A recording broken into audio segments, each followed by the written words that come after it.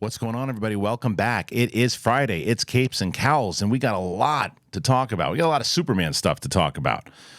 The main topic, as you saw, James Gunn said, yeah, it was Superman Legacy at first, but now it's just Superman. Just Superman. What does that title look like? And is it the right title? And did we get a confirmation of the Kingdom Come logo from David Corenswet's suit inside of that post by James Gunn? Speaking of Superman, we talked about the rumor the other day about that budget. James Gunn addressed that. It's going to be a smaller budget. It's not going to be that inflated 3+ budget that they said, but it's going to be bigger. Should it be? We'll have that discussion for sure. We're going to also talk about the idea of the MCU and the fact that they're going to stay to those street-level shows, it looks like, from a new rumor. And it also seems that they're going to stick with the multiverse even after Secret Wars concludes. Is that the right plan? The Crow has a new reboot out, and they showed a new link for it, a new image for it, rather. And it, interesting. Bill Skarsgård is the new Crow, so we're going to discuss that. If you're brand new to the channel, you've never been here, hit that button. Right now, we're at 131,000, trying to get to 200 by the end of the year. We hope you'll be part of the discussion. We hope you join us each and every day here for the big thing. Now, normally what I do is I'll say, okay, that's it. Winston, Coy, here we go. Let's get to it. And then the music starts. Well, the news for James Gunn and that new title broke after I was editing. So I said, well, I got to talk about this. So here's what I'm going to do. I'm going to bring it up right now. I'm going to talk about that particular story, and then I'm going to play all the rest of the stories that we talked about. So Winston and Coy won't be part of this discussion, but I'm going to break down exactly what happened, and here is the news. Superman Legacy gets a new title as director James Gunn shares the first official look at Man of Steel's new suit. Comic book movies Josh Wilding says, we'd hoped that DC Studios' James Gunn might somehow mark the Man of Steel's birthday, and the filmmaker has not disappointed. Yes, today brings a long-awaited first look at David Corenswet suited up as a DCU Superman. We don't get to see much, but that's a big logo on his chest, and one clearly inspired by Kingdom Come, a story many fans are convinced will serve as a basis for what DC Studios has planned for this rebooted DC universe. James Gunn says overjoyed to be announcing the start of principal photography on Superman today, February 29th, which just happens to be, coincidentally and unplanned, Superman's birthday. When I finished the first draft of the script, I called the film Superman Legacy. By the time I locked the final draft, it was clear the title was Superman, making our way to you July 2025.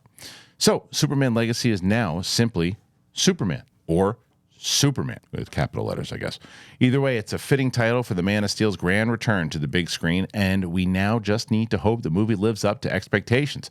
With Gunn at the helm, we have faith in Superman delivering what fans have been waiting for this hero on screen. With any luck, we'll get to see more of Corenswet's take on the character soon, and that snow does indeed seem to suggest Supes is at the Fortress of Solitude. So for now, take a look at Superman's logo in the Instagram post below, which you guys are seeing on the screen. This is a kind of let me give a little larger, it's not too much more, but here it is. Yeah, pretty much the same thing, you just get a little bit of the blue in the back. But yeah, it definitely looks like he's at the Fortress of Solitude. As far as the title goes, man, yeah, Superman. Look, Superman Legacy was cool. Didn't mind it. Superman Legacy was pretty, depending on what the story itself was, but I think calling it just Superman, and I think you can pay homage to the original Superman with the Richard Donner version, whatever it might be. Maybe you do, maybe you don't. Doesn't matter. Superman, though, it's the standalone, and it's him, and it's just the beginning of it all. So, as we will say continuously in this episode when we're talking about Superman, we've got faith in what James Gunn is looking to do, right? And the other thing is he's, I guess, pun not intended, he's not a hired gun on this thing. You know, he is someone, he's kind of self-appointed director. He didn't have to. He could have chose anybody to direct this film, but he wanted to do it. The passion was there for him to do this movie. And as, again, with the conversation that we're going to have about budget and what we talked about on Wednesday, he knows how to utilize budget. He knows how to cast the hell out of a film. And he clearly has a vision of what he wants to do. And the fact that he wrote the script, he looked at it, he said, at first he said, yeah, I called this thing Superman Legacy. And as he's writing it, he's like, I don't feel like it is, like Legacy fits what this is. Superman. That's it. It's just Superman. I love it. I love the idea of it. It's also not that Superman Legacy was a hard sell, because it's not like something. To this day, Bumblebee is, to me, the best live action Transformers movie that has been made thus far. But one of the reasons I am confident that that movie did not do as well as it should have is because it was called Bumblebee and not Transformers Bumblebee. Now, Superman, had it just been called Legacy, like, what the hell is it? But it was called Superman Legacy. It's still in the title. But just calling it Superman, it does just go, yeah, this is almost like what Tim Burton was able to do back in '89, Batman. See, a lot of people can't do that now with the Batman movies. You can't just call it Batman, because there's been Batman, there's been Batman and Robin, there's been all these things. Now, granted, Superman came out back in '78. It's been a while. So to just call it Superman, and then you'll have, when you are doing the search for which one you want to watch, when you're picking it up, if you're an old school fan of the Donner movie, you're going to have to search Superman and find the date 1978 and choose that one. But when it comes to this new one, I'm all for it, man. And it's easy. What are you going to see? Superman. That's it. I'm going to see Superman. A lot of people would call that anyway. What are you going to see? The new Superman movie. Now it's appropriate. Love the idea that that's what it's called. I also love the fact that it's getting so much more real now. The cast, once the cast came out and once they announced everything and once Luthor came, it was like, boom, off to the races. And now we find out that we're shooting and we're going to start getting some more stuff.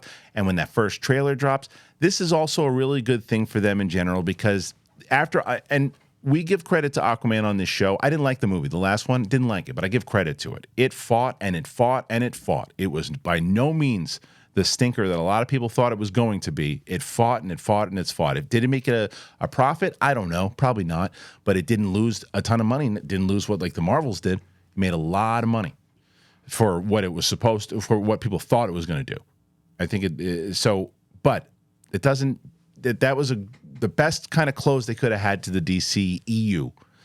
And by the time they get to Superman, not Superman Legacy, by the time they get to Superman, it's going to be pretty far removed from the DCEU, and it's going to be the first real, because a lot of times I look at it like Star Wars, right? I'm watching The Bad Batch right now, and it's good.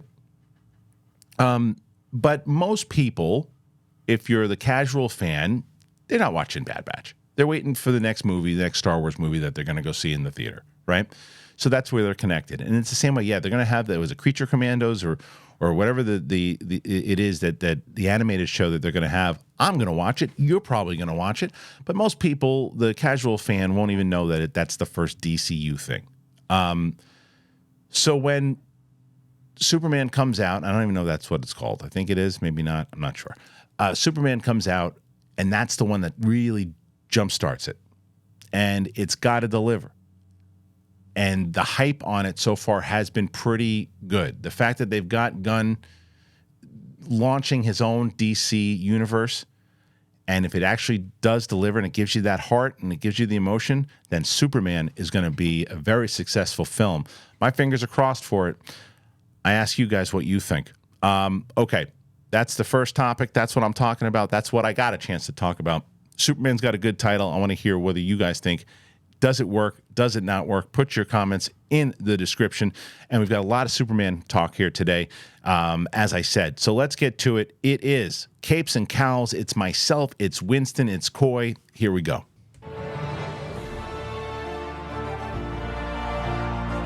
Welcome back, ladies and gentlemen, to Capes and Cowls. Big thing.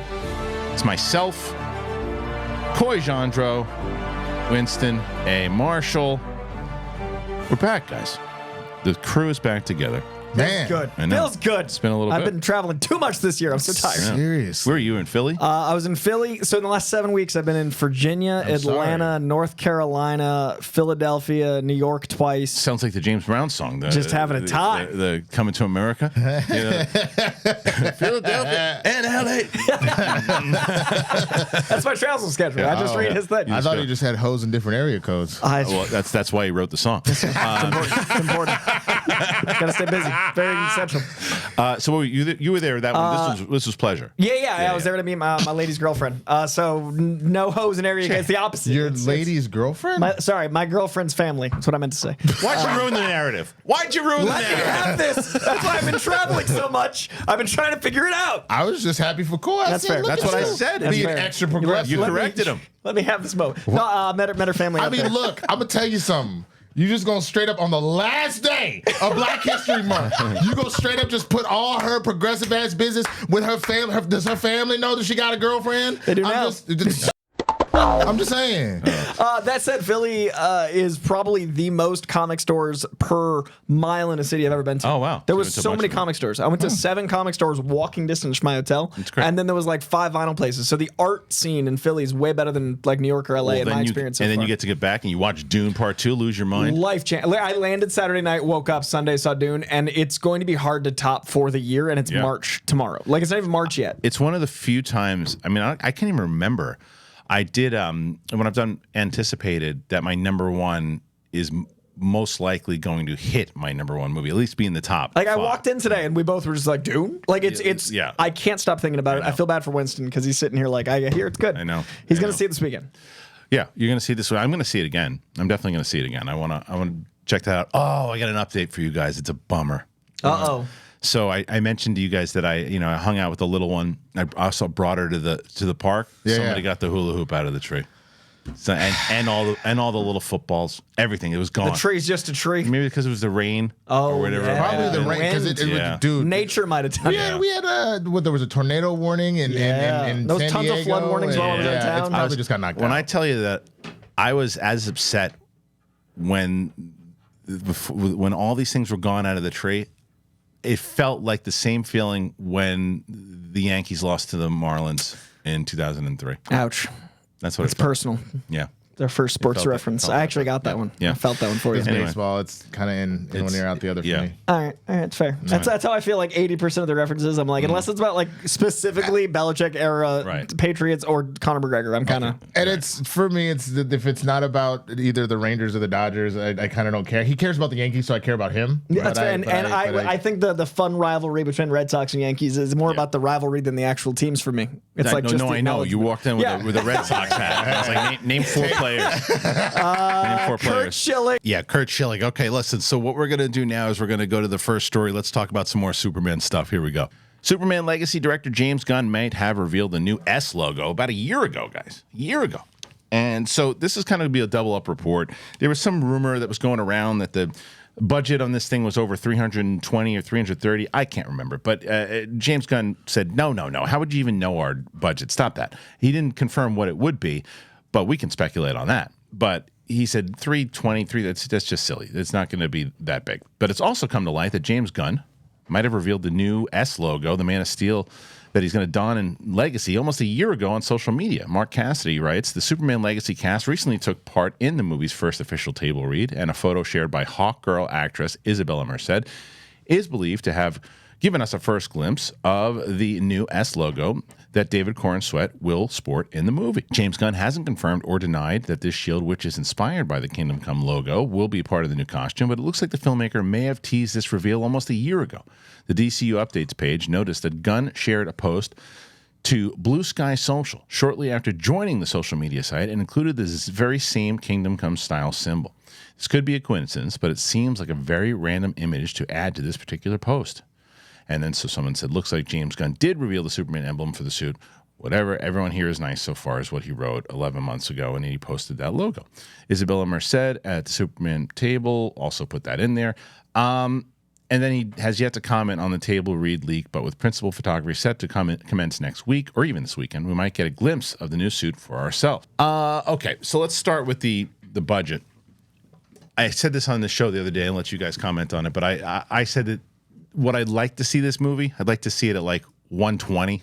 There's no chance. It's going to be 200, 210. But I'd love to see a smaller scale because there's no big actors in this movie. I mean, Brosnahan's probably the biggest as far as Holt?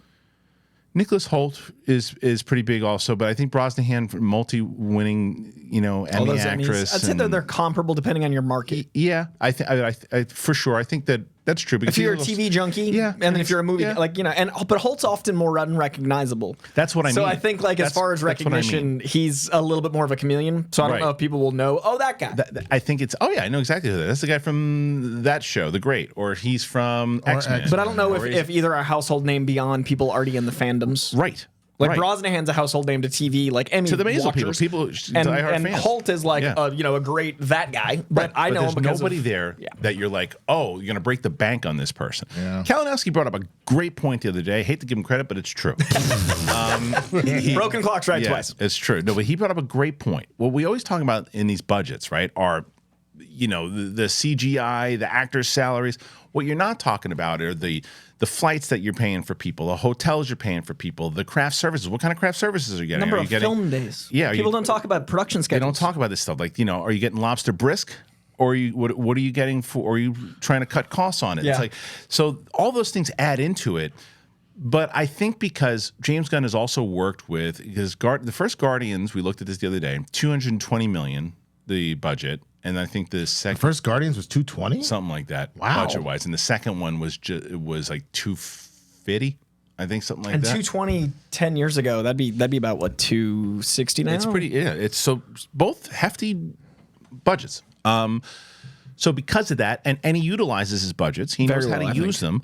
It does make me nervous, though. I know that we're in a different time because of post strikes that maybe we're pulling back on budgets, but I still feel he's the head guy. He's going to say, it's Superman. Let's put a little bit of money into it. I think it's always risky. But what do you think about budget, and what do you think about the logo? Do you think it's definitely going to be the logo? I think it should be the logo because you need something not only to distinguish this Superman. The trunks, I think, are also coming. But if you look at the logo, it logically for a story, if you're going to do a new story, makes more sense than a traditional S, because it's always like this symbol on my planet stands for hope, but it's like that's an S in Times New Roman. Right. Like it's weird as a narrative choice to be like, sir, that's an S they wrote in your chest. Right. Whereas like the symbol is like, it looks like it has S elements, but it's a symbol. So I like the idea that this stands for hope in my planet versus like. Right. So I like it narratively, and I also think that it does distinguish itself. And I think that if you go to Kingdom Come on a long timeline, it makes more sense to have a 10-year plan that goes there. If the symbol changed suddenly, that's an odd thing of like,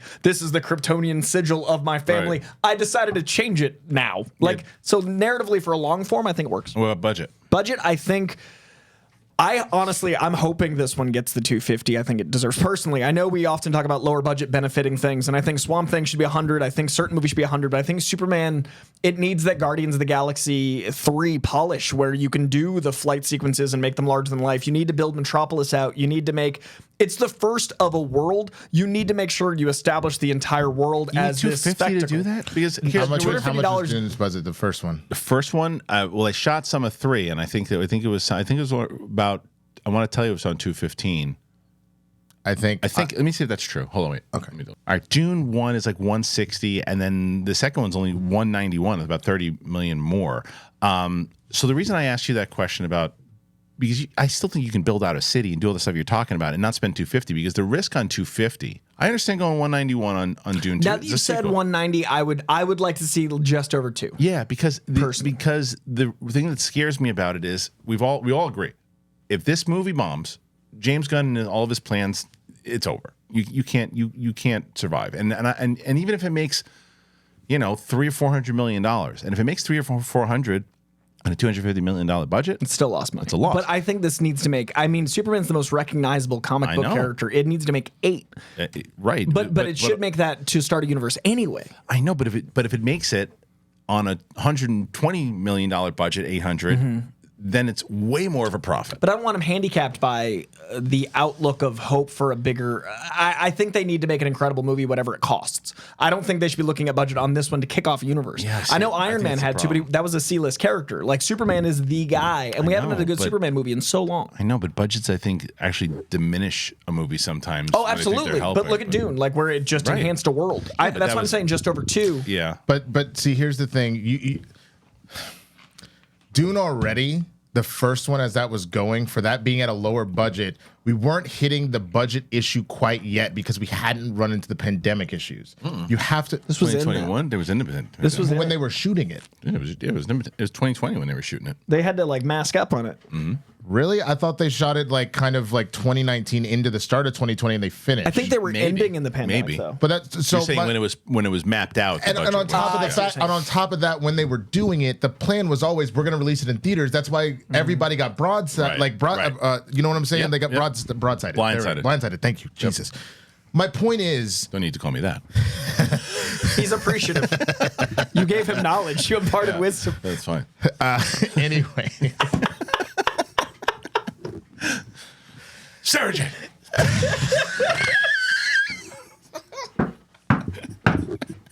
He's not coming back from broadsided. You missed a big moment. What was last time? What I missed? We put it on Patreon, but I'll show it to you. Winston, have you watched it back? No, I'm not on Patreon. Well, I'll just send you the link. Like, for people who did see it on Patreon, we put the episode up, as you know, on Thursday nights. We put the episode up so patrons can see it early. There were 2 bits that we left into the show last week that we cut out of the main thing. But when I mention a particular person on the thing, Winston goes like this. Hey, it wasn't that ridiculous, bro. Yes, it was. Go back and watch it. It is one of my favorite moments. Considering who we're talking about, it's so innocent. Yeah. I love that there's a Snyder cut. There's a Snyder cut of this show It's a just Capes on the cut. Patreon. Yeah, That's so good. Anyway, so where are you going? So my point was that was a state at which people were still going to the movies. Yeah. So they budgeted accordingly. And that's that much lower of a budget. And yet somehow we spent $300 on Indy. We spent $320 on The Flash. And $370 on Fast and Furious. On Fast and Furious. And that is all post-pandemic. The box office don't slap the way it slapped. Like the only 3 movies that have slapped since post-pandemic, 4. There's probably only 19 movies. No. There's literally 4 that have crossed the $1 billion marker. Whereas pre-pandemic, it seemed like one every 10 blockbuster was doing it, and it was just now Top Gun, Spider-Man, Jurassic World, and Avatar. That's it. Don't forget about Barbie, and don't forget about Barbie and Super Mario. Those are the 2 the last year, because the others that I mentioned were the years previous. Right. So you've had 6, right? And those are situations where they were so spectacular and whatnot that. Fine, but also their budgets weren't necessarily that high. You know what I'm saying? Spider-Man might be the only one in Avatar. Right. Top Gun was probably not that high. And look, Oppenheimer almost did it too. It was close too. I think Oppenheimer's going to by the end of things. But going to your point is that the amount of profit you can make with the IP alone, right? And I think the Superman IP, but that's where you start to get a little nervous with the adding of the Green Lanterns and the Hawk Girls. But I don't think that's going to cost them that much, because Isabel Merced's not going to be as expensive as she will be. It's not that. It's more so about the characters. I mean, because you're not focused in the same way that you and I are, and I believe Winston also are very adamant that the next Spider-Man movie should be a more personal, scaled down neighborhood Spider-Man story. That's what I was hoping for with Superman. It was more like like Superman 2 type story. You know, it's or Superman 1, in that it's a scaled back thing. But if it gets too big and grand right away, of course it's going to be money. It doesn't matter who your actors are, because it's going to be, because you're just bringing in so many. But I think it needs to be grand to establish the tone of the universe. So not grand in the sense of I think there's only going to be a few Justice League scenes. I think there's not going to be a lot of them screen time wise. It'll just be introducing them, giving him another family. I don't think they're co-leads personally. I think it's going to be, we've talked about it, like James Gunn's found family thing. It's going to be the family of Ma and Pa Kent, the family that he has at the Daily Planet, and then his new family, the Justice League, that I think are already formed that he's meeting. So I think they're just going to be like a bridge. So I think that the budget-wise, what you need to do is make sure that the opulence feels like this really shiny metropolis, so that when you go to Gotham, it feels different. When you go to, and that's the only reason I think about $200 million is it needs to be the best movie. Right. And I don't think it has so much working against him. It has all of the people that think they're DC fans but are actually a fan of one version of it. It has all the people that are mad at that falling apart. It also has everyone doubting what Zaslav's been doing as he's cutting the Acme movie, and it has a lot of opposition. Mainstream audience. But mainstream audience, but the movie fans are going to be talking about it. The marketing behind it, all those things. It needs to be such a good movie that it gets rid of those people's. I'm not even trying to be a negative Nancy. We know this movie's going to have reshoots. Every movie does, especially action movies, especially movies with CGI. You look at something, it doesn't work. If you already start at 200, to bring all this back in because you're going to have to redo all that stuff. You're looking at least 20 to 25. That's what they budgeted that into the. Sometimes you build it into the budget. Yeah, Marvel has additional photography week, and then sometimes they have 2 weeks. Yeah, they usually always put that in the. Okay.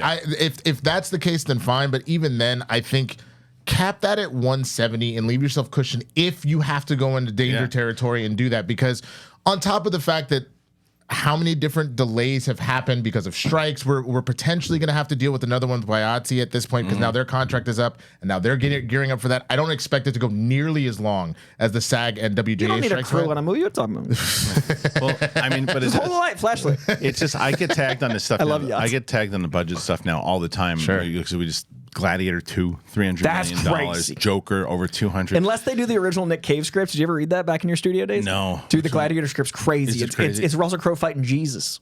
Okay, What? that is pretty nuts. He goes to purgatory and he's like, this guy they're worshiping out there. It's like this crazy biblical dude, crazy. They're definitely not going to do that. But either Mel way, Gibson's Passion too. Well, but either way, these budgets. What I want to see is I want the studios to kind of mandate. Hey, so director comes in and goes, yeah, it's going to probably cost us $200 million. We're not doing that anymore. What do you mean? Well, we're only doing 150 is our top, and it depends on what the IP is. We want to try to do 130. Now, that's our budget. That's what we're going to do. It's the agents also who are very responsible for this, the deals and all these different things. But they should cap out these things at 130, 150. But it's all like death rattles of capitalism. It's all everything costing so much that you can't really like make that statement because by the end of filming, 6 months of inflation is going to change what things cost. No, I know. And when you're looking at millions, that's exponential. But I bring up the creator, and I bring up Godzilla -1. I bring up these movies that you can make look special and you can make look big, and you can focus more on this because the thing is, what these studios always do, and this is the studios for more than everything else. Well, the audience is going to be bored. They're going to be bored. I don't think you should add spectacle for the sake of spectacle. I think a spectacle film should have spectacle that looks like it's complete. That's more my concern. I understand. Yeah, so I just don't think the first film in a universe should be kneecapped if it needs to cost a blank amount. This shouldn't be kneecapping. Hold on. It was Superman? Can I get the Barbie budget really fast? Yeah. The Barbie budget was 145. Okay, so how many stars were in that? Margot Robbie, Ryan Gosling, America Ferrera, Will Ferrell, Helen Mirren. You got Dua Lipa that did a song. You had Billie Eilish. You had Lizzo do a song. You had Issa Rae. Infinite stars in that movie. Points were probably given out all over the place. And which is also fine. You had Greta behind it. So like all of that collectively, that's a lot of potential star power, and yet you did not break the budget. You did it for 145. There is no reason for something as that. There's plenty of magic in that, and you're going to have upped stuff as far as Superman goes. Yeah. So fine, give me an extra 30. Put me at 175. You can still do that. And again, stop focusing on making things the biggest they possibly can be and focus on telling a good story that people are going to connect to, that they're going to laugh, that they're going to cry, that they're going to cheer. That is the part that needs to be focused on. And I think that's why I say if it wasn't James Gunn and it was like, oh, they're doing this for 200. But James Gunn, as we talked about, knows how to navigate a budget. And I still think, to me, Guardians 3 is the best out of the three of them. It was the one I was emotionally attached to the most, and I think he told the best story in that one and used his humor and used the humor when it was time to move back and forth, because when he wants to, he can really gut punch you with emotion. He did it with even Guardians 2, which is my least favorite out of the three, but he did it really well with the Yondu stuff and Rocket stuff in that one also. Especially in hindsight from 3. Yes. And the Peacemaker stuff he does in the series with his dad. So he knows how to do that. And with that 200 I don't think he's just going to throw images on your face. That's not what James Gunn does. He's going, but I think that it's more so for me, it's like a larger thing I just want to see happen in general. I agree with the overall. I just think Superman's an example of one time I want a little flex. Yeah, I can land between 175 and 2 instead of just over 2 because I didn't realize how cheap Barbie was. Not cheap, but I didn't realize Barbie was under 200. I didn't realize that. I'm going to say 240 is what this budget comes out to, and I think that's too much. I think it's too much too. And I guess also from the standpoint, I think that there is something about leading by example. I get he's the boss. Yeah. He's running things. Yeah. I think if you set the tone right now, this is what we're doing, and I'm going to show you how to do it. Exactly. You are now showing your follow-up directors, oh yeah, no, we can make it okay. I'm not giving you 200. Here's 150. Make it work. Look what I did. I also think there's some merit in the rumors that they're building a really beautiful package to sell. I think WB might be making a very beautiful, okay, we just made this incredible Superman movie. We just attached Tom Cruise. We have all these talent and it's for sale. So I think they might be making a really beautiful, bow. Well, if that's the case, then spending more on these movies, even Someone else's debt's their problem. I understand that, but you have to make it appealing to the person that's going to potentially buy it. If all of a sudden they say you have how many movies that are going to cost me $250 that I got to deal with? Why do you think they're cutting so many movies? They're trying to get that overhead down. Which is totally understand why you're doing that. Why make it worse? Right. I know. I hear you. I just think you need the shiniest Superman. It's interesting because this has never happened. Like the scale of this. The IP is big enough to where it's justified. It is, and I get it. It's just that I want this thing to work. Right. So, and especially Superman. Superman to me is my favorite. And I want to see a really good Superman movie. And what I don't want to see is like a movie now. Granted, the quality of it, Black Adam, right? That movie made 450, whatever it made, 500, and it either broke even or lost money. And it made if that movie would have cost $100 million, it would have made money. And that's the kind of stuff. It's just like I wish that they would do more of that, like a scaled down.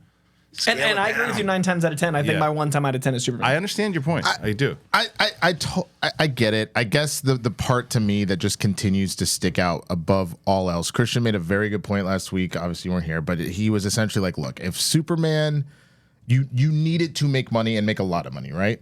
If it breaks even, you'll probably push forward, but like people will be a little on edge. If it doesn't at minimum bust even, and you've said this too, that's a wrap. So if you genuinely overinflate this budget and you set it at 250, which means you got to hit at least $500 million, right? Because between theaters and advertising.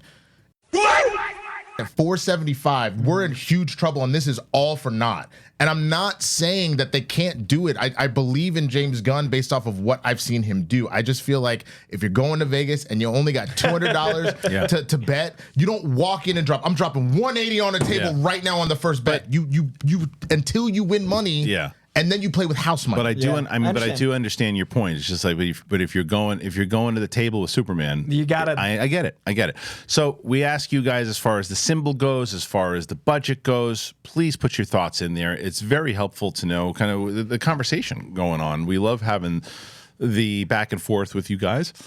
It really helps the show, not only with the algorithm and those types of things, but it also we can kind of read the room. It's what people are thinking also. Like, stop with the budget stuff. We don't care. Because I saw someone write that, like, because I guess Snyder says, like, there was some quote that Snyder had about the budget and saying, what do you guys care about the budget? It's not to us, but it's in general. It's not your money. And I think I love Snyder, but I thorouhly disagree with that statement. Do you want more movies? It's like because that's like if it's not your budget, why do you care? It's totally business. It's show business. But it totally affects us because I think it affects the quality a lot of the times. That's my biggest push with it, is that it affects the quality when it's overdone, it's overused. So I couldn't disagree with that statement more, to be honest with you. But I saw someone throw that in the comments the other day, and I was like, yeah, no. The budgets are one of the main reasons, like, that Terminator's a failure. Yeah. Real talk. I bring it up over. Fast X should have been a back to basic story. I bring it up over and over and over again about last year, but the blackening to me is the proof that you do not need a crazy. They got $5 million and made 15, and that was my favorite movie outside of probably American Fiction and Across the Spider-Verse. Yeah. So like, it's one of those situations where, again, if you get back to the base, because you know what, budgets like that's not art. I think the other thing that people forget, we go to movies in the same way we listen to music because the art brings something out of us. It gives us memories to bank off of, to spend time with our kids, our family, all that kind of stuff, right? If you are so obsessed with just like, just throw the money because I want money. If it is more about the business than the art, that's when people stop connecting to it. And so, and when it's clear as day that that's what you're doing, and you're throwing that, as I say, the dart at the $1 billion prize. But someone who's throwing the dart at the $1 billion prize is Dune 2, but they're doing it through quality, because I think that movie's perfect. And if you want perfection, you also want the perfect gene. And I'll tell you about the perfect gene right now. And AG1, here you go. AG1. I love AG1. You guys know I love AG1. I've been talking about AG1. I got Riley now. Riley's on the AG1. He loves it because it is what you need to do. I'm not a vitamins guy. I've never been a big vitamins guy because there's just too many of them. You got to take 75 million in order to be all caught up. Do it all in one shot, because taking care of your health, it's not always easy, but it's got to be simple. So you guys know, for the last 2 years, I've been drinking it every day, no exceptions. It's easy. It's one scoop. You mix it in water, and it makes me feel great. And it gives me all my dose of vitamins. I just dig it. And I completely trust it, and I've been trusting it, so I've been raving about it forever. I know what I'm getting. I'm getting the essential brain, the gut, the immune health support with the vitamins, the probiotics, the nutrients from the whole foods. I think of it as a nutritional insurance, because I know I'm covering my bases right from the start of the day. It's so good. I shake it up in a bottle of water. It's awesome. And if it's one product that I would recommend to elevate your health, it is AG1. And that's why I've partnered with them for so long. So take ownership of your health and start with AG1. You got to try AG1. You get a free 1-year supply of vitamin D3 and K2 and 5 free AG1 travel packs with your first purchase, exclusively at drinkag1.com/bigthing. drinkag1.com/bigthing. I love the Perfect Gene. I got so lucky. The other day they had sent me these jeans, and I put them on, and man, they are comfortable. They are really, really comfortable. So if you didn't know about them, the problem is a lot of times you have these kind of rough and rigid jeans. I did, and they crush your nuts. That's what they do. Because if you're wearing oversized jeans, they kind of make you a laughing stock at the office, at the bar. Is your significant other tired of you wearing sweats or khakis because you hate wearing jeans? Well, that's why today's sponsor, The Perfect Jean, finally solved all of your denim difficulties. They make great-looking, perfect-fitting jeans that are comfortable as sweatpants. And the secret? A special denim fabric that's super soft and has the perfect amount of stretch so you can squat, do yoga, or just sit around all day, and you don't want to take them off. They make 6 different fits. They're from skinny to thick, and they have a waist from 26 to 50, lengths from 26 to 38, big boys, short kings, tall dudes, and all the rest. They got you. Now, for a limited time, our listeners are going to get 15% off their first order plus free shipping at theperfectgene.nyc, or you Google The Perfect Gene and use that code BIGTHING15 for 15% off. So I really, for me, I've got to have a comfortable jean. I've really got to, I got to feel like I'm almost, I can move in them, and I don't feel like, scrunched up. And these things they're really, they deliver on what they're promising. They're comfortable. They're stretchy. I can move around. They really fit well. It's great. So it's finally topped. You got to stop crushing your balls, guys. And in those uncomfortable jeans, you go to theperfectgene.nyc, and our listeners are going to have 15% off your first order, free shipping, free returns, free exchanges. You got to use that code BIGTHING15 at checkout. So that's 15% off for new customers at theperfectgene.nyc with promo code BIGTHING15. After your purchase, they'll ask you where you heard about them. Please support our show and tell them that we sent you. Fuck your khakis and get The Perfect Gene. All right, thank you to our friends over at both The Perfect Gene and AG1. I'm so excited to have them as part of the show. It's been, you guys know, we talk about AG1 all the damn time, but now that we have Perfect Gene, and I've been comfortable. Oh my God, so comfortable. So links in the description. As always, I've got DMs from people going, how can I help the show? I really support you guys. What can I do? I said, get something for yourself. And whether it's AG1 or Perfect Gene or both, links in the description. Check it out. All right, The Crow. First look reveals a very different approach to Eric Draven as Bill Skarsgård now takes over the role. A first look at filmmaker's Rupert Sanders' reboot of The Crow has been released ahead of its theatrical release this June, and fans of the 1994 classic might have something to say about this Eric Draven. Josh Wilding says, just as it was beginning to feel like The Crow might never see the light of day, Vanity Fair has shared a first look at Rupert Sanders' reboot starring John Wick, Chapter 4's Bill Skarsgård. The actor inherits the iconic role of Eric Draven, with FKA Twigs joining him as Shelley. Hey, Shelley. Both are murdered when her past catches up to her, leaving Eric caught between life and death to avenge their respective demise at the hand of Danny Houston's demonic villain. What drew me to this was the opportunity to make a dark romance, something that dealt with loss, grief, and ethereal vein between life and death, and reaching through that. The filmmaker explains, look, I grew up listening to Joy Division, and The Cure in this movie is a bit like a Cure song, The Beauty of Melancholy. We recently learned that The Crow is scheduled to be released in theaters on June 7th. Wow. And has big shoes to fill, seeing as it follows the cult classic starring the late Brandon Lee. Original became infamous after Bruce Lee's son was shot and killed in a firearm stunt gone wrong. He was on the cusp of becoming a huge action star in Hollywood, and this new take has clearly pulled inspiration from the 94 movie with James O'Barr's graphic novel. Obviously, it was a terrible tragedy, and it's definitely something that we've always had in mind through the making of this film, Sanders says, of Skarsgård's predecessor.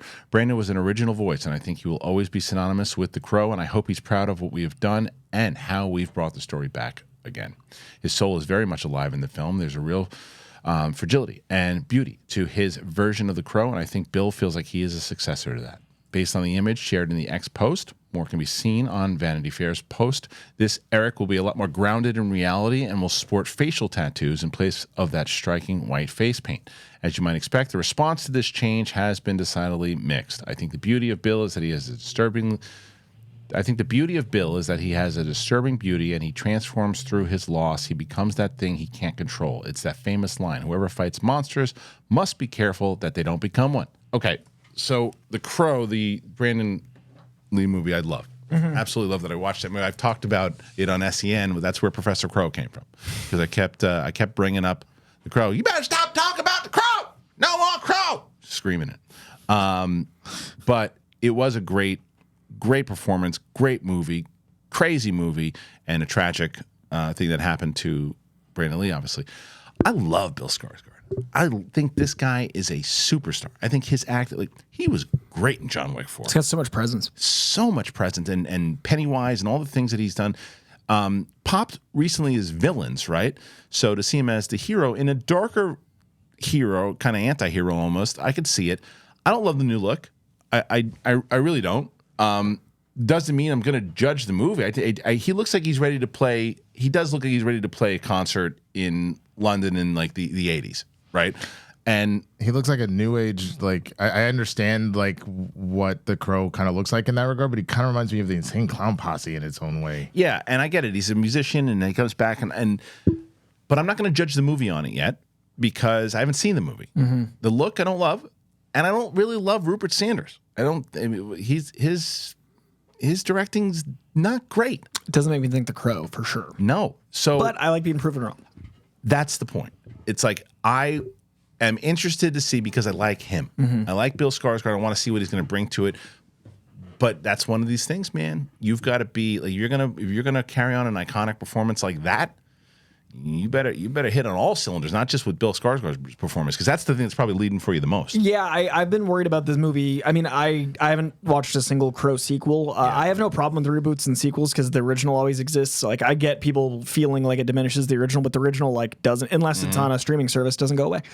So I personally don't mind, but I do have worry over tone, because they've talked about Bradley Cooper, they've talked about Jason Momoa. Jason Momoa even got suited up. They talked about Mark Wahlberg. Mark Wahlberg is attached for 2 years, all of those tones aren't the Crow to me. This is the most Crow. You know who was close? Norman Reedus at one point. That would have been amazing. Yeah, he was locked in. He was locked in for. Didn't know that. Yeah. So to me, of the names I knew, this is the closest, especially like you said, with his presence, with his star power. He was at the screening of The Flash I saw, and he came out of the theater and was just leaning against the wall, and like seeing Skarsgård leaning against a wall had more presence than most movie stars, like at the height of the red carpet. Like, he just has that nest where you're like, that's an interesting, captivating human being. So that's what I want from The Crow, because I think Brandon Lee had that. I think that The Crow's imagery is so striking because of the person wielding it. It's not that strong of imagery. It's teardrop makeup and a smile, but what makes it is the person wearing it. Like, the iconography of the Crow,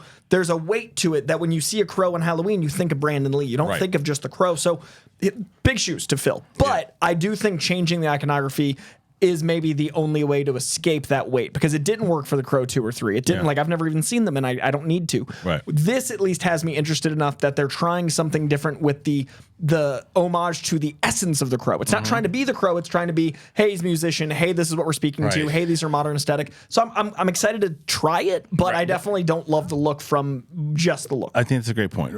Winston? I mean, one, I'll just be honest that this isn't necessarily something I haven't seen The Crow, and that's just because when I was a kid, I just wasn't interested, and it's not something I have had on my radar to go back. I've heard people talk about it, and the only thing I became interested in, because I'm a massive Bruce Lee fan, is knowing obviously the tragedy behind Brandon. So that sucks. I say all that to say, I'm in a phase now where like if a movie is genuinely good and everybody has said that The Crow is good, I don't need a remake for me. Like I'm kind of at that spot now where I'm over it. I would love to see either new exciting IP or new stories from IP. So if we're gonna tell the exact same story from The Crow, then I'm good. Like for me, like the last couple Scream movies I enjoyed because you kept the IP and you sort of were tied to the story, but the whole idea of the requel. So it is sort of a reboot, but it's a sequel. So you're moving on instead of going back. You know when I would have gotten excited if it was Bill Skarsgård and Chad Stahelski was doing this movie. Oh yeah, that'd be great. John Wick. You know because. That tone is closer. That's the point, is that you start to go, whoa, now I know what they're going for. Sure. Or the director of The Raid. Yeah. Or if they're going for that kind of Crow, like, oh, wait a minute, you're gonna go John Wick as the Crow, like that type of thing, where you really pull up the action, because there's some crazy action in the Crow. But if you're gonna do that to where it's like, no, this movie is just a brutal martial arts, film like that, then I'm like, okay, I'm willing to see like a modern day take on that. But it's like, I'm with you. Like if it's Rupert Sanders doesn't make me think it's going to move the needle at all. It feels like it'll be some sort of derivative. So don't do that. If you're gonna fully go for something different, then I'll also buy into that. But that's not what this necessarily sounds like. It sounds like you've changed some of the visuals, but you're kind of going the same route. So I don't know. James O'Barr talked about doing the sequel years ago, the comic creator, and he wanted to do The Crow, but have Shelley or another woman come back and basically have the Crow be in a bridal dress, and the whole time she's taking out the mob because the mob ruined her wedding. So like Punisher meets the Crow, but then Kill Bill came out, and there was a character called the Bride, and I was like, yo, what we could have had. So there was supposed to be the Crow with the Bride, and then Tarantino. So that I'd love to see that. But I that's at least different in the same tone, but different. Right. This feels, Well, this is what gets me. Like, I don't know about this guy. Oh, I didn't know any of that. Yeah. So here's what Rupert Sanders has directed. Okay. So if you go all the way, he's got a lot of music videos that he did, and then Snow White and the Huntsman, where he had that famous kind of scandal with Kristen Stewart. Huh? Yeah, I didn't know about that. Yeah, he had an affair with her, and then is that the cheating on Pattinson? Yeah. I didn't know it was that. Yeah, and he was married, so all that stuff. So that didn't help him out. And then he did Ghost in the Shell. That wasn't good. And now he hasn't had Japanese actress. He's had no Scarlett good movies. Johansson. He said no. He doesn't have a good movie. I heard Foundation is a pretty decent. It's an Apple Harris. TV show. I heard it's a pretty decent show, but I haven't seen it. I haven't seen it either. But like, movies though, he hasn't had any good movies, at least in my opinion. And The Crow's so iconic. It's interesting they'd give someone that hasn't had a home run, much less a, I think that they've been trying to get this IP off the ground. They just want it made. Years. I remember being on Schmoes, and like when we started our podcast, and they were like, "How long is this remake thing going to be talked about?" And that was like 2013. It was like the ongoing joke of like it was just never going to happen. Yeah, yeah. And now 30 years. I mean, it's since the first one. 94. Is that? Oh my God! Don't say that. Wow. That's crazy. One of the best soundtracks of all time, but it's 30 years old. And The Cure is in that soundtrack. So when he said that, it's like, oh, it's kind of like a Cure song. It's like, I don't know if he realized The Cure was. Well, I think he's saying like the atmosphere is the soundtrack, because I consider like that movie a lot like Oppenheimer, where like the soundtrack feels like the movie. Sure, you know what I mean? Like Pilot's great song in there too. Man, that whole soundtrack's incredible. Graham Revel did the score. I mean, it is so much to watch, dude. If you like, I would. That's a good one to do. If you have any interest in like '90s goth culture at all, or get that's like why I wasn't. Then I'd move it up. But if like I don't know if it'll be your thing, but I watch it every October 30th. I'm going to in the sense of like what we do with the show and everything, and I'm sure we're going to be talking about The Crow when it comes out in June. So like, maybe we'll rewatch in June. Maybe so I'll watch it. It hasn't been anything I've been interested in other than knowing the lore of what happened with Brandon. That's it. That's fair. Right. So you guys, are you excited about it? Do you think that Rupert Sanders is the right choice? Am I wrong about that? Do I think, hey man, give the guy a shot? Maybe this is going to be the one that he does that you like. It's possible. Go ahead, put your comments in there. What do you think about the look of Skarsgård as the Crow? All right, moving on. All right, this is the one that I really wanted to talk about today, and that is that Marvel Studios is going to focus on the street-level TV shows. Multiverse is going to stick around after Secret Wars, coming from comic book movie Josh Wilding. This is according to a new rumor that Marvel Studios has decided to focus on the street-level superhero TV shows moving forward. However, if you're not a fan of the multiverse, then you're going to want to turn away now. Marvel Studios has gone back to the drawing board with the MCU after a surprisingly hit-and-miss multiverse saga, explaining why we're only getting 1 movie and 2 live-action TV shows in 2024. Only. I think that's perfect. That's perfect. The Infinity Saga's conclusion coincided with the launch of Disney Plus, and Marvel Studios was tasked with developing an entire slate of projects to attract subscribers to the streaming platform. Kevin Feige was spread too thin, and the connectivity between movies and TV shows suffered as a result. Ultimately, it was a quantity over quality issue. Moving forward, Daniel Richmond claims Marvel Studios will shift its small screen offerings to almost exclusively street-level stories like Echo and Daredevil Born Again. There will be some exceptions, including the planned Wiccan and Vision Quest TV shows, which are already in development. We're sure Marvel Studios is aware that Netflix's TVMA offerings had a devoted audience, largely because they offered an alternative to the PG-13 MCU. While they were far from perfect, using a similar template on Disney Plus by moving forward with street-level shows would not be a bad thing. In other news, the Scooper alleges that even when the multiverse saga concludes with Secret Wars, the multiverse will live on. Richmond didn't share too many additional details, but stated that Sony is the reason. We'd guessed it has something to do with the Spider-Verse, future crossovers with the live-action Spider-Man, and its own slate of Marvel movies. There have been some disappointments. We would have liked some of our most recent releases to perform better, Bob Iger previously said of MCU's failings. It's reflective not as a problem from a personal perspective, but I think in our zeal to basically grow our content significantly to serve mostly our streaming offerings, we ended up taxing our people way beyond, in terms of their time and their focus, way beyond where they had been. Marvel is a great example of that. They had not been in the TV business at any level, a significant level. Not only did they increase their movie output, but they ended up making a number of television series, and frankly, it diluted focus and attention. That is, I think, more of the cause than anything. Only time will tell what will become of the MCU in the years ahead, but it feels like it's starting to head back in the right direction. I don't know about that. It's not, I mean, maybe game plan. I think he's saying, like, maybe with the street level, like, yeah. Game plan. The fact that I think what I'll agree with there is that they're not going, everything's fine. Keep going. They'll like it eventually. It's pretty transparent for a CEO. Yeah, I like a good statement. I've been thinking about it, and I think there's another little underlying thing that's going on that's maybe not talked about quite as much, but it's the fact that we have kind of hit that point where streaming, I wouldn't call it a failure, but it's making hard left turns now to try and like make up for they're past the loss leader type mentality, and they're about making money. What did you think they ever thought would work? I've been thinking about that a lot. I think that they did exactly what we've all been talking about. Tech money got too involved into the studios, and so just like you were growing Uber and Lyft, and you were a loss leader, so they didn't mind because like look at all the subscribers we have as a means to do whatever, right? They've now flipped it, and they're so focused on the ads. Like a lot of the stuff that's happening with the streamers, like what Disney and Netflix, I think both posted like 1 million losses in subscribers. But no. Netflix got an increase. Okay. Disney lost 1 million, but they're actually making more money because of the ads. Right. Specifically, they're all doing this now from that standpoint. It's easier now. Okay, fine. Either pay me more money so you don't have the ad crap or whatever, or I'll get you on this lower tier stuff, but now I got ad dollars coming in, so I don't care. So I think when you throw in the fact that now people genuinely are starting to make decisions, I'm not going to have, like they already didn't, they're really not going to have the 5, 6, 7, 8 streamers. Right. You can't put out all these shows that are trash. Pick the 2 that you think are really going to work. Really find that specific audience that'll be on board for it. And that's where it's like, don't worry about HBO. Don't worry about Paramount. Come look at me. And I think that that's what Iger is trying to do, is to have that the refocus is coming from 2 different angles. So I think the major part of that, of what he was also saying, is that, look, this was the golden goose, Marvel. And the fact that it was diluted, and you're getting these just subpar, and you look at what the audience is saying, and it's like, even people who like love it are going, it's a lot, and it wasn't that.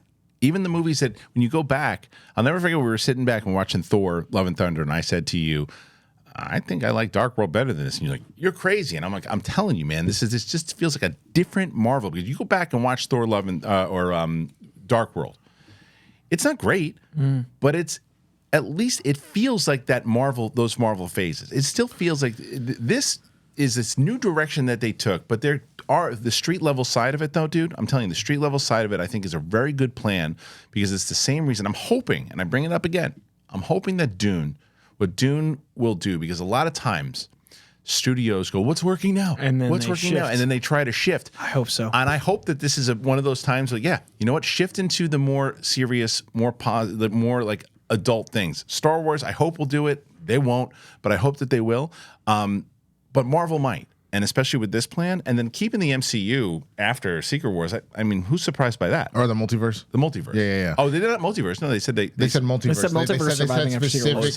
They said specifically because of Sony. I didn't read that right. I think that's dumb. See, your mind gets blown. I hate that. Who's surprised by that? I am. I am. I hate that. I hate that. I don't just I don't but rein it in. I thought they meant MCU is going to No. stop. I love that you you subconsciously read it the way you wanted Yes, to. That's funny. Like you were 100%. like, this is for me. I'm like, yeah, okay, great. Yeah, of course. Yeah, of course they're going to keep on with the MCU. No, Yeah, the of course. multiverse. And I hate that. That's I hate that. specifically why they brought up Sony because That makes more sense. You Walmart It's- censored yourself. again, Yeah, I hate it. That's which is fine. I don't I just understand. What's happening? I mean, what? I mean, come on. Just literally the same thing we talked about. You just rein it in. It's gotten too loosey goosey. So in the same way that you looked at Loki and it's like we got to protect the sacred timeline and all that, I think that's what you're doing. You're just going to be like, okay, we've done this. Come back like this. And I think if you do that properly, there's nothing wrong with it because again, you don't necessarily want all of the Spider-Verse stuff right now. And I'm not talking about the animated. I'm talking about the Madam Webs and the Morbiuses of it all. As much of a stink that has on it, you don't necessarily want it fully in, but you do want to try and bring the some Secret Wars things. have stakes, so it's going to be interesting as how they're going to keep the they're gone, but not forever, and still feel impactful. Especially if it makes $1 billion. And especially, I mean, it will. And then Spider-Man, the rumors where Miles is coming in Spider-Man 4, do you have that be multiversal? Right. Yeah, I guess. And this is so funny to hear me say because I'm like, especially with all the stuff that we cover on like the Tuesday show and like the other dimensions and freaking multiverse possibilities. Like I've been obsessed with the multiverse.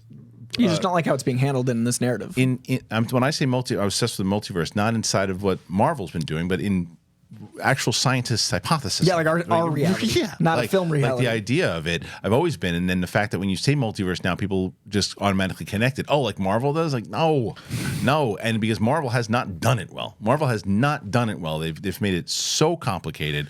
And I don't want them to keep doing Which is wild to me because between DC and Marvel in the books, I've always felt that I appreciated the Marvel multiverse a little bit more than I did like the DC multiverse. Earth 2 and stuff. They both have qualities that I like about both of them, but I personally just I liked the Secret Wars events and stuff like that, where I don't always love the Crisis Ultimate events. Universe is some of the best comics out there. Yeah, but the Crisis events for me were okay. Some are better than others. So, but they're both good, right? I'm surprised that for a studio that did a very good job of we're really sticking to the comics, but we're putting our own spin on it. It really felt like they went full. We're going to put our own spin on it without really paying attention. Look at the quote. Like they literally expressing, no, we spread ourselves too thin because we did too much. Like there wasn't oversight to the same level. There wasn't attention to detail. And that's why I asked you a few minutes ago about what did you think streaming was meant to do? I never saw streaming as sustainable. And I feel like 10 years ago. That's what's sad. Well, that's what's interesting is 10 years ago, everybody was like, oh my God, everything's going to be online and everything's going to be yeah, but movies can't survive that. And shows can't survive infinite growth. And networks can't survive infinite expectation of subscribers. So it was inevitable cable was gonna come back. And so it's now that we're back to cable because the system didn't work, it's weird that people are surprised because it was the only inevitable conclusion. You can't have a family of 5 sharing a password or multiple families of 5 sharing a password and making $200 million content or having people not go to the theater because you can't make those movies. It is a business. Well, there was actually a really interesting article and it was specifically talking about how for us, for the generations prior to Z and Alpha, as far as that went, we had communal key events and experiences. So it was the radio. We all had to be on the radio, listen to what was played on the radio. It was, you only have these networks, throw some cable in there too, but it's you got NBC, ABC, whatever. So we're all watching Fresh Prince, and we're all watching The Wire, and we're all watching that same stuff. But now there is so much content. Most of us are kind of in our own little cliques. Yeah. We're not all coming together to talk about a Game of Thrones. Those are the rare moments. It's like a Game of Thrones. Shogun's coming around. Dude, One of the yet. first people I met out of college at IO West is one of the voiceover actors. I am so proud of him, and I am cool, so man. excited. He's older dude. He finally hit it. I'm excited so too. excited. All right, so let your voices be known. Throw it out there. Anything we're talking about here today, please, we've got to hear what you're talking about. All right, so we're going to move to our last and final story. Last and final, it's the same thing. So we are going to do that in just a moment. But before I do, I want to tell you both about Blue Chew and Tushy. This episode is sponsored by Blue Chew. Come on, let's do it. Let's talk about sex. Hey, guys, remember the days when you were always ready to go? Everybody, you're like, yeah, back in the day, go whenever I wanted to. Well, now you can increase your performance. You can get that extra confidence in bed. Listen up, BlueChew.com. Blue Chew's no joke. It's pretty great. It's a unique online service, and it delivers the same active ingredients as Viagra, Cialis, and Levitra, but in chewable tablets at a fraction of the cost. You can take them whenever, daytime, night. You can plan ahead, be ready whenever that opportunity arises. And the process is super simple. You sign up at BlueChew.com, consult with one of their licensed medical providers, and once you are approved, then you receive your prescription within days. And the best part? All online. No visit to the doctor's office, no awkward conversations, and no waiting in line at the pharmacy. Blue Chew's tablets are made in the USA and prepared and shipped direct to your door in a discreet package. So, for me, yes, it works. And the thing is, I didn't think I needed it, but hey, you try it for a month and you love it. You could be missing out on the best sex of your life. I'm telling you. They always say first impressions are important. What about lasting impressions? Do it. Blue Chew wants to help you have better sex. They do. Discover your options at BlueChew.com. Chew it and do it. Love that. And we've got a special deal for our listeners. You got to try Blue Chew free, but you got to use that promo code BIGTHING at checkout. Just pay $5 shipping. That's BlueChew.com. Promo code BIGTHING to receive your first month free. Yeah, do you hear that? Free. Visit BlueChew.com for more details and important safety information. And we got to thank Blue Chew for sponsoring the podcast. As we get older, I'll tell you, the bidets. Oh, I love the bidets. I wish I got introduced to the bidet a long time ago with Tushy, and it is so what an invention. What an invention. At first you sit down and you want to feel classy. You want to show some class. You show some class by getting the bidet on your. I'm not gonna say it. I could have rhymed, but I didn't. It's lovely. It's absolutely lovely. So let me tell you a little bit about it, because the next time you're sitting down on the toilet to squeeze out a big baseball bat, I'll tell you what happens. Hello Tushy wants you to remember one thing. The time that you're spending scrolling on your phone, it's not giving you peace of mind. You know what it's giving you? Hemorrhoids. That's right. Men spend twice as long in the bathroom. This is fact. I go into that bathroom sometimes for peace, but I wind up sitting trying to get some business done. And it is the one leading cause of hemorrhoids is prolonged sitting on the toilet. That's right. If you wipe with toilet paper, it's only going to irritate your butthole. That's what it's going to do. The Tushy, it cleans your butt with a targeted stream of fresh water, eliminating the need for painful wiping. So I really, really dig it. And it just feels nice. Again, I feel classy. I'm not gonna lie to you. I feel classy. That's the whole thing. So Tushy Bidet cleans your butt 2 times better and gentler than wiping with toilet paper. For the rest of your life, you can leave the bathroom sooner feeling confident that your butt's actually clean. The bidet easily attaches to your existing toilet. You know how long it takes? Under 10 minutes. 10 minutes. I was going to say 20. It's not true. It took me about 8 minutes without additional plumbing or electricity needed. Every Hello Tushy bidet comes with a 30-day hassle-free return and a 12-month warranty. So stop wiping until you bleed. Come on. Join the 3 million butts who've already made the switch to Tushy. For a limited time, our listeners get 10% off your entire order when you use the code BIGTHING at checkout. That's 10% off your order at HELLOTUSHY.com, HelloTushy.com. Promo code BIGTHING. Yeah, man. All right, thank you to our friends over at Blue Chew and Tushy. That's right, get a bidet. You will thank me. You will thank me. Tushy is the bomb, and so is Blue Chew. So there you go. All right, final story, gents. Here it is.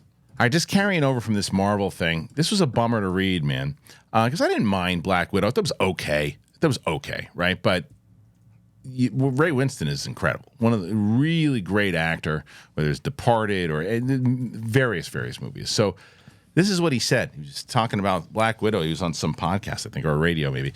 Veteran British actor Ray Winston, you know him from Sexy Beast or The Departed, doesn't have the fondest memories of his time in the MCU. Winston Starred as the villain Dreykov in the Scarlett Johansson-led spin-off film Black Widow, which was shot before the pandemic, released in early 2021, and it also debuted on Disney Plus at the same time at a premium day-and-date release. Winston is very straightforward and practical about his experiences a few days ago, saying how shooting a movie is about having fun for 6 weeks, and if the film turns out great, it's a plus. Now speaking with Radio Times Magazine, the actor said that his issue with the film tied to the reshoots and the executives who got involved. He says, "It was fine until you have to do the reshoots. Then you find out that a few producers have come down and your performance is too much. It's too strong. That's the way Marvel works. It can be a soul-destroying process because you feel like you're doing great work. I actually said you ought to recast it because that was it for me. And then you end up doing it again because you're contracted to. Otherwise, you end up in court and it's like being kicked in the balls." The comment comes as Winston has 3 projects on the way. The series adaptations of Guy Ritchie's The Gentleman, the Millie Bobby Brown-led film Damsel, and the recovery drama A Bit of Light. I do find this refreshing, though. I'll tell you that. I do find it refreshing. Someone just being candid. Yes. Yeah. Because a lot of times you get people when they ask a question and that person will say, "Yeah, it was fine." And meanwhile, I've been on the air with various actors, and they'll tell you off air and off the record, they're going to go, "Ugh," but they got to play nice. And I understand why you got to play nice. But it is nice to see someone, especially this guy, he doesn't care, and he's going to be like, "Yeah, I had fun until I had to do reshoots, and then they came in and said it was too. It sucked. I wanted to leave, but I couldn't because I would have gotten sued." Amazing. I loved it, but this isn't really a shot at Marvel as much as it's what happens in the studio. It's a reshoot shot. I mean, it's like you can't. Yeah. I don't know. Whittling down movies always hurts them, and I liked Black Widow more than a lot of Phase 4. I liked Black Widow more than a lot of people, but I do think it's toned down at points, and those points sound like exactly what he went through. Like I thought they de-Winstoned Ray Winston. Right. You know what I mean? Like they kind of, and like it's a weird because he's got such. I forgot he was even in it. I forgot he was even in it until I was like, he was oh yeah, and like it could have been anybody, and he's fantastic. It could have been any Ray Winstone type instead of Ray Winstone, and it felt like they made him his own type instead of letting him be him. If you would have asked me a quiz like, has Ray Winston been in the MCU yet? I would have been like, no. I wouldn't have remembered that at all. I really wouldn't be. And that is absolutely not a testament to his acting. And this makes more sense. What do you think about Can't this, wait for The Gentleman. I think it's exactly what you said. I think when you're no longer attempting to secure the bag, you can say whatever you want. And I think it's a one-off. He's a villain that died in a spoiler alert. But the multiverse, man. Which is fine, but it sounds like you don't want to come back. Definitely bringing back Ray Winston. I'm sure. A new red room? It was the purple room. No thanks. I like, you know what I'm saying? Like he doesn't. I don't blame him. Yeah. I think literally once you're done, I appreciate people being honest and candid, but you have to have nothing to lose, and I think that's part of what has been very interesting. Specifically about 2024, because like outside of just movies, but in general with stuff going on. I mean, you had the Cat Williams interview, you had Monique, you had Stephen A. Smith, you have all these people that are finally like, I don't care anymore, and they're just letting it out. But it's all of Generation Z, those incredible crazy bastards. Like they're just they don't care. Gen Z, like as a whole, they're just like, I'm not gonna do this job. This is awful. Like I love this whole screw it, like my life's worth living mentality. I feel like they see the end and they're like, I'm not going to be doing this until the world inevitably ends. I think that's inspiring so many older generations to go like, I'm out. I love it. I think Gen Z is like a bunch. It feels more punk than anything millennials did. You know, I just got a lot of respect. We have friends. Do we? Yeah. You don't have friends? I mean, like that I trust, no. But like I have friends. That's sad. Yeah, I think I think we are becoming more and more of an ice. Say for us.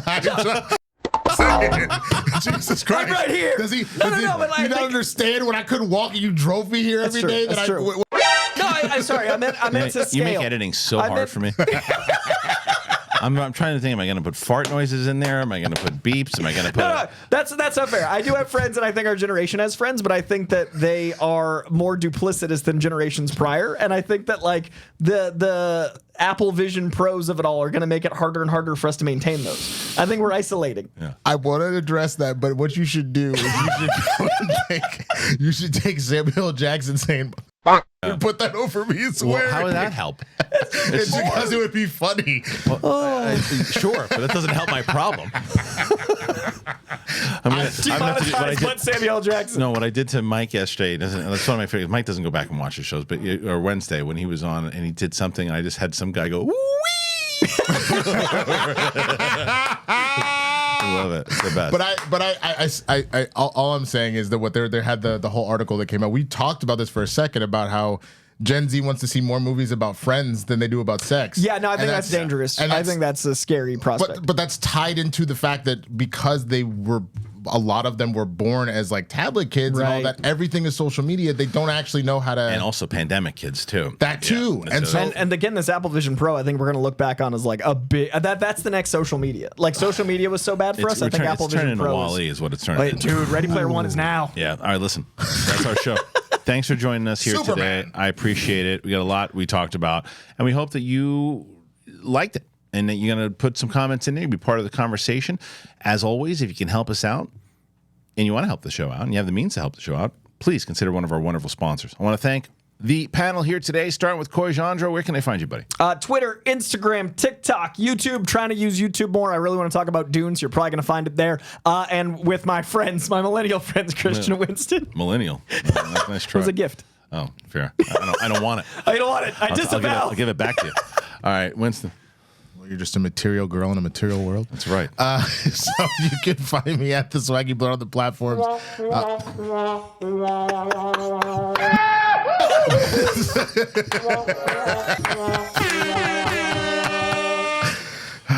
On the last day of Black History Month. It's all yours. Put that anywhere. Anyway, you can find me at the Swaggy Blood on all the platforms. Over on my YouTube channel, I've been doing my Road to the Oscars. I'm doing my CPT reviews of all the Best Picture nominees. So definitely come out and check that out. Over on TikTok and Instagram, I've been doing my Breakfast AM News.